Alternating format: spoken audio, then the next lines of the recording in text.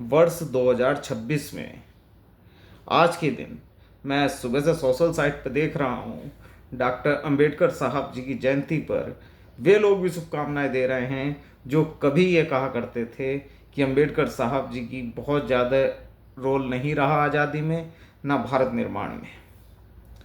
लेकिन आज मेरा मन बहुत खुश है इस बात को देखते हुए कि वे लोग भी आज देश और दुनिया को शुभकामनाएं दे रहे हैं।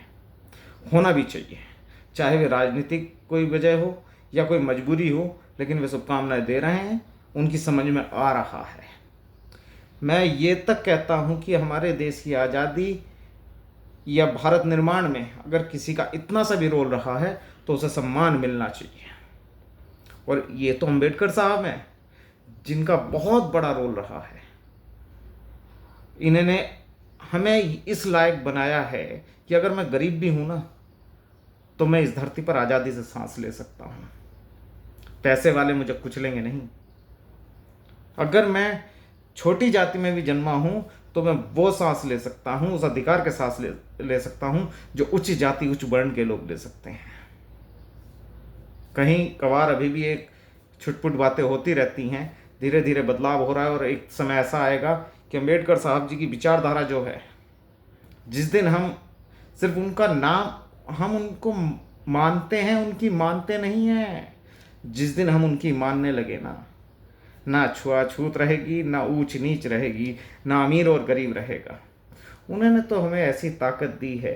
अगर आप विश्व इतिहास पढ़ेंगे, युगोस्लाविया खत्म हुआ, क्यों खत्म हुआ पढ़ के देखिएगा। आज खाड़ी देशों में विवाद चल रहा है, क्यों चल रहा है पढ़ के देखिएगा। अंग्रेजों द्वारा तमाम देश आज़ाद हुए, आज की तारीख में बर्बाद हो रखे हैं। कारण पढ़िएगा, क्या कारण रहा।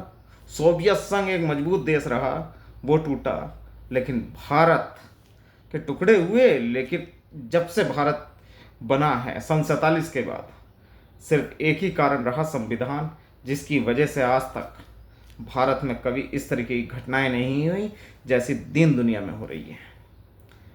हकीकत बताऊं, भारत निर्माण में अगर मुख्य रूप से मैं दो का नाम लूं, योगदान तो बहुत सौ का रहा है। मैं हर किसी का सम्मान करता हूं और मैं ये भी कहूँगा, किसी का अगर इतना सा भी योगदान रहा है तो उसे गलत मत बोलिएगा।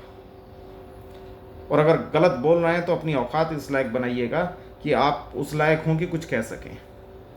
जैसे मैं गांधी जी को देखता हूँ, गांधी जी को बहुत से लोग उल्टा बोलते हैं। क्यों भाई?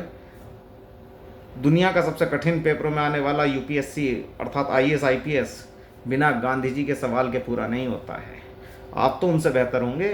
कम से कम सेक्रेटरी के फॉर्म में पेपर में अपना होम गार्ड का एग्ज़ाम आ रहा है, उसमें आपके नाम का एक सवाल आ जाए तो मान जाऊंगा मैं कहता हूं, अगर सरदार पटेल और भीमराव अंबेडकर साहब ना होते तो भारत निर्माण ना हो पाता सही से। ये आप भी जानते हो, मुझे भी पता है। मैं खैर सभी का सम्मान करता हूँ। सरदार भगत सिंह, शहीद भगत सिंह जी कह लीजिए, मैं चंद्रशेखर आज़ाद जी, जो शहीद चंद्रशेखर आज़ाद हैं मेरी निगाह में, लेकिन उन्हें आज तक कोई सरकार शहीद की उपाधि नहीं दे पाई है।